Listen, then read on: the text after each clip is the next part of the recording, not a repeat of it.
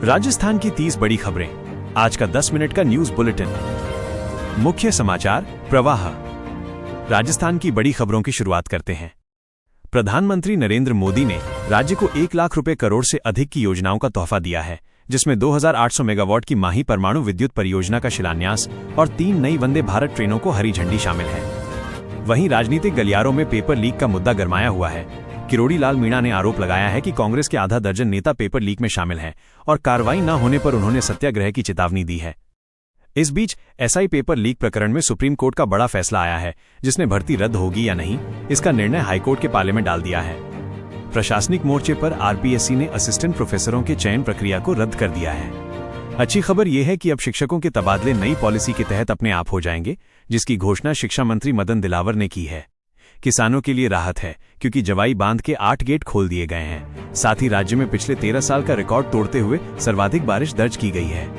हालांकि मौसम विभाग ने दक्षिण पूर्वी राजस्थान में आज भी भारी बारिश का रेड अलर्ट जारी किया है। अपराध और जांच की बात करें तो जयपुर में नकली घी कारखाना पर छापा मारकर बड़ी मात्रा में पॉम ऑयल बरामद किया गया है। बीकानेर में 2 ट्रकों की भिड़ंत के बाद लगी आग में चालक जिंदा जल गया। इसके अलावा जोधपुर में कांस्टेबल भर्ती का एक फर्जी अभ्यर्थी पटवारी परीक्षा में पकड़ा गया है। दूसरी ओर राजस्थान हाईकोर्ट में काला हिरण शिकार मामले में सलमान खान की याचिका पर सुनवाई हुई है, जिससे उनकी मुश्किलें बढ़ सकती हैं। उदयपुर में बाउंसरों ने 6 दोस्तों को दौड़ा कर पीटा, जिसकी घटना सीसीटीवी में कैद हो गई। जबकि बाड़मेर में एक शर्मनाक घटना हुई, जहां पत्नी को मोटरसाइकिल के पीछे बांधकर पूरे गांव में घसीटने वाले पति को गिरफ्तार किया गया है। सामाजिक और अन्य घटनाक्रमों पर नजर डालें तो मानगढ़ धाम से भील प्रदेश बनाने की मांग ने भी तूल पकड़ लिया है, जहां आदिवासी नेताओं ने महारैली में ये मांग रखी। उदयपुर में एक फ्रेंच पर्यटक से यौन उत्पीड़न का मामला सामने आया है, जिसके बाद एफआईआर दर्ज कर आरोपी की तलाश की जा रही है। राजसमंद विधायक दीप्ति माहेश्वरी एक सड़क दुर्घटना में घायल हो गई हैं। उनकी कार बुरी तरह क्षतिग्रस्त हुई है। अजमेर में आना सागर झील में मां ने अपनी बच्ची को फेंककर हत्या कर दी, जिसके बाद महिला को गिरफ्तार कर लिया गया है।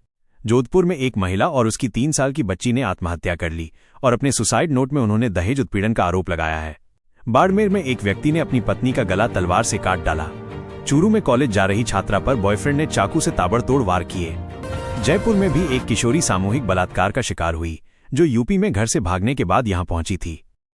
अब बात करते हैं विकास और व्यवस्था की।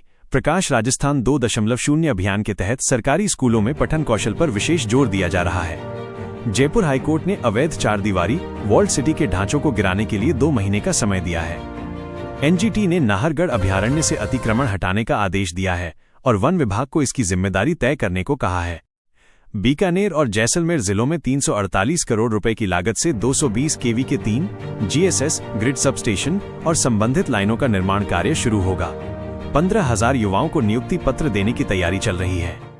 41 से 45 वर्ष आयु वर्ग के लोगों के लिए 3,000 रुपए महीना पेंशन योजना शुरू करने की बात सामने आई है।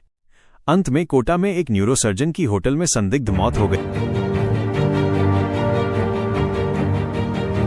कृषि मंत्री शिवराज सिंह चौहान ने झुंझुनू में फसल बीमा योजना के तहत 7 लाख किसानों के खाते में 1,100 करोड़ रुपए का डिजिटल भुगतान किया है, जिससे किसानों को बड़ी राहत मिली है। स्टॉप दूसरी बड़ी खबर शिक्षा और कृषि से है, जहां राजस्थान सरकार ने कृषि शिक्षा को बढ़ावा देने के लिए 11वीं से पीएचडी तक की छात्राओं को 15 रुपए हजार से 40 रुपए हजार तक की वार्षिक प्रोत्साहन राशि देने की घोषणा की है। स्टॉप प्रशासनिक मोर्चे पर जयपुर हाईकोर्ट ने अवैध 4 दीवारी वॉल्ड सिटी के ढांचों को गिराने के लिए 2 महीने का समय दिया है, जिसके बाद प्रशासन सख्ती दिखाएगा। स्टॉप वहीं सामाजिक पहलू पर एक सराहनीय कदम सामने आया है। नवरात्र के दौरान अंगदान के माध्यम से 3 लोगों को नई जिंदगी मिली है, जिसमें अजमेर से दिल चेन्नई भेजा गया, जबकि लिवर, लंग्स और किडनी जयपुर भेजे गए। स्टॉप अंत में अपराध और सुरक्षा पर खबर। जैसलमेर में इसी के लिए जासूसी करने वाले एक और व्यक्ति को गिरफ्तार किया गया है, जो सेना के मूवमेंट की जानकारी पाकिस्तान भेज रहा था।